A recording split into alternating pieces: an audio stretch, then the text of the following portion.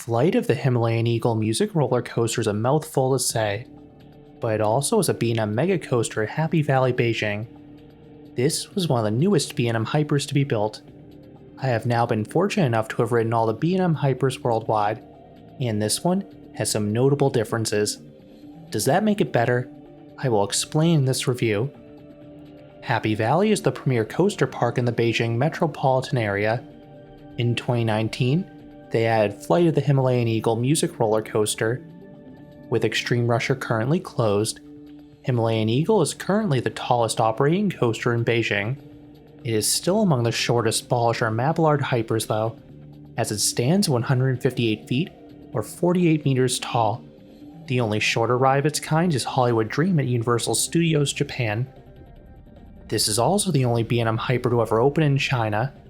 One was built at Hotco Dream World in 2015, but that park never opened. Himalayan Eagle is placed along the back edge of Happy Valley, and it looks fantastic. The large hills are a lovely backdrop. Then a large chunk of the layout travels over and along the pathways.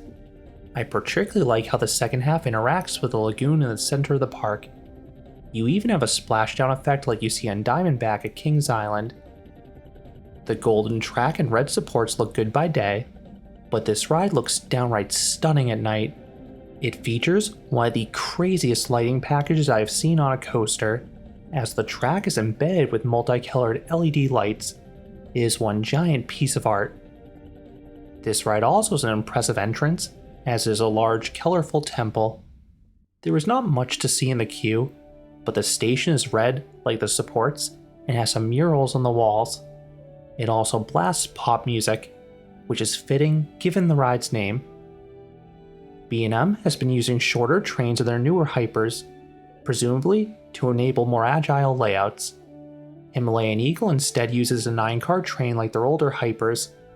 With the 4-cross seating, each train seats 36 riders, and during my lone visit here, both trains were in use.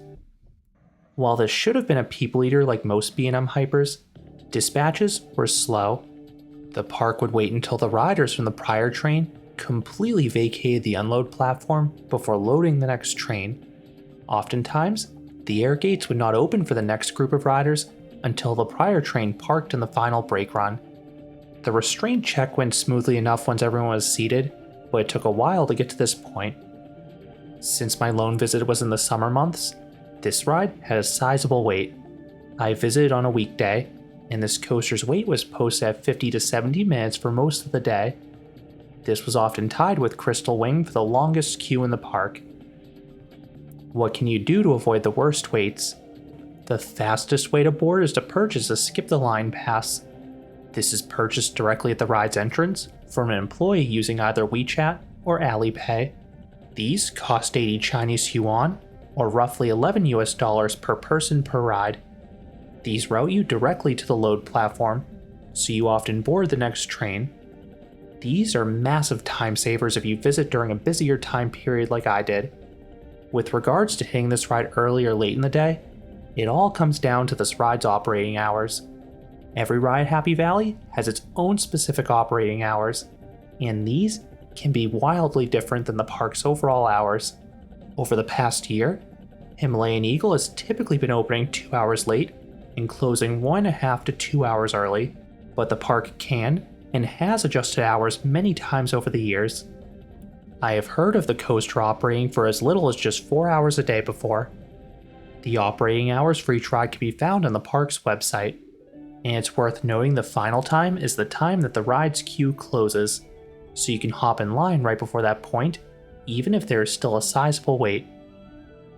I arrived in the afternoon following a flight, so I'm not sure how busy this ride is when it opens for the day.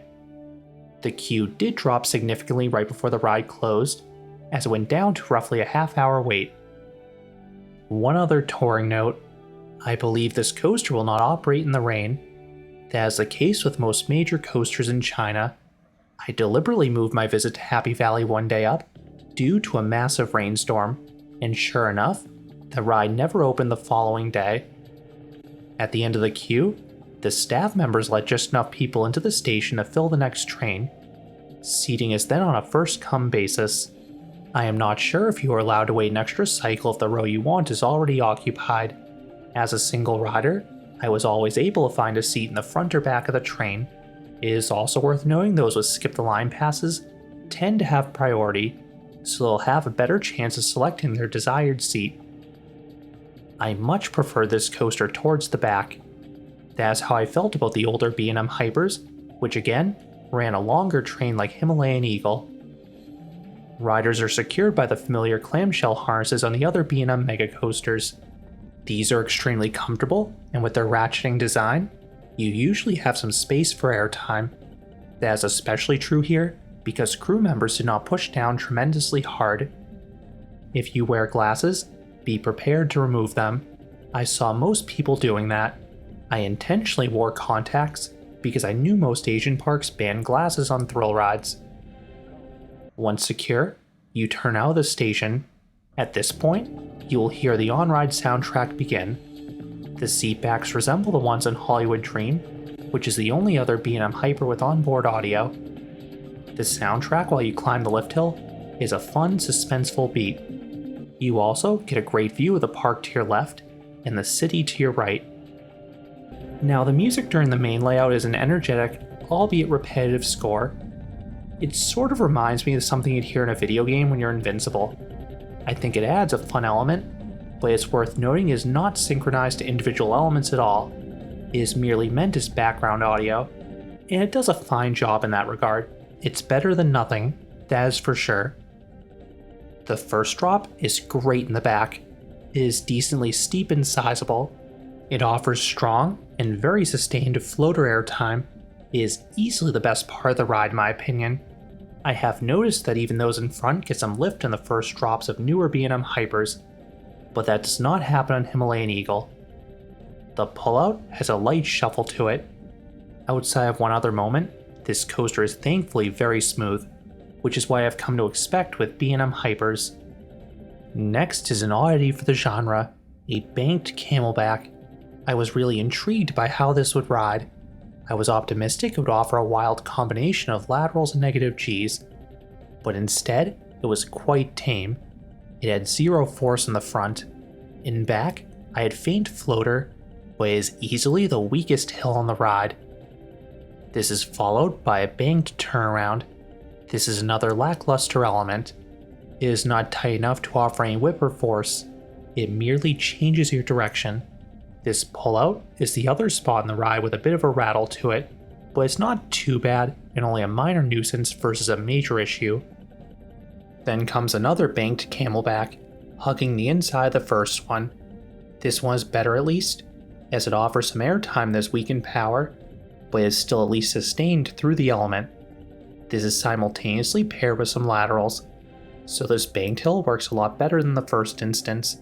Still, I'd take a traditional B&M camelback. Speaking of which, next is a camelback, but it's not exactly traditional. This one is fairly straight. This too offered weak sustained floater in front. The airtime was better in the back, as it was decent floater. However, it suddenly cuts off in the descent as there was a trim brake on the drop. This caught me off guard, because B&M typically places their trims on uphill sections of track versus drops. The next camelback curves to the right. This offers okay sustained floater in the front. Meanwhile, it is solid sustained floater in the back, since the resultant drop is taller than the climb into it. You then fly over another hill. This offers comparable airtime to the prior camelback, but the descent is more interesting. It twists left and positions the train over the park's lagoon. The train then glides over the water. It is a fun visual, and you create a giant splash. This is more for those off-ride. You don't see it at first on-ride, but you'll notice it in a few seconds as you navigate the 480-degree helix. That helix is fairly sterile up front. The lower part has some nice Gs in the back though, as you are pulled downwards.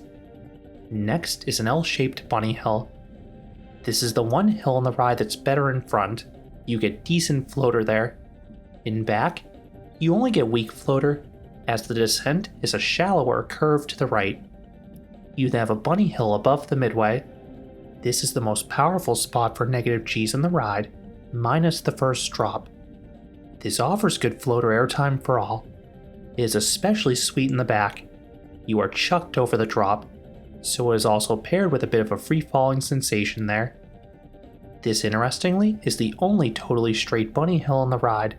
All of the others have some sort of twist or curve to them, which may help explain why they're not as good in the airtime department. You then quickly twist left into the brakes. No force, but the left side of the train has an exciting head chopper with a building. You then decelerate, and the music cuts out for a few seconds. It starts back up after a brief delay, with a triumphant victory tune. You then head back towards the station, ending the 3,924 foot, or 1,196 meter long experience. This makes it the second shortest B&M Hyper in terms of track length, just behind Hollywood Dream. But I think the overall duration ends up being solid. The lesser track length is purely a function of the lesser height. There are plenty of elements here. In terms of pacing, this is one of the better B&M Hypers because there are no mid-course brake runs. The train carries a nice speed through the whole layout. I just wish some of the elements in the first half were stronger. What would I rate Flight of the Himalayan Eagle music roller coaster? I would give this coaster a 7 out of 10. This is a good coaster overall, but it is a bit underwhelming for a B&M Hyper coaster. The ride has solid floater airtime, but it cannot match what you experience in most of the other B&M Hypers. That is particularly true in the outward leg, and doubly if you're in the front half of the train. I think the banked and curved drops negate some of the negative Gs. That being said, a back row ride is very fun, and I really like this ride's placement and interactions. At this time, I think this is my second least favorite B&M Hyper. The only one I think is worse is Apollo's Chariot, and I have to clarify in this case, I am referring to the Hyper at Busch Gardens Williamsburg, and not the Frisbee ride Happy Valley, ironically enough that is called Apollo Chariot. B&M has come a long way with their Hyper model, but Himalayan Eagle's airtime is closer to their older Hypers. Those are my thoughts on Flight of the Himalayan Eagle music roller coaster Happy Valley, China's only operating B&M Hyper coaster. What are your thoughts on this ride? Let me know down in the comments. If you enjoyed this review, I would appreciate it if you gave this video a like, and you consider subscribing, because there'll be a lot more roller coaster and amusement park videos here at Canopy Coaster. Thanks for watching.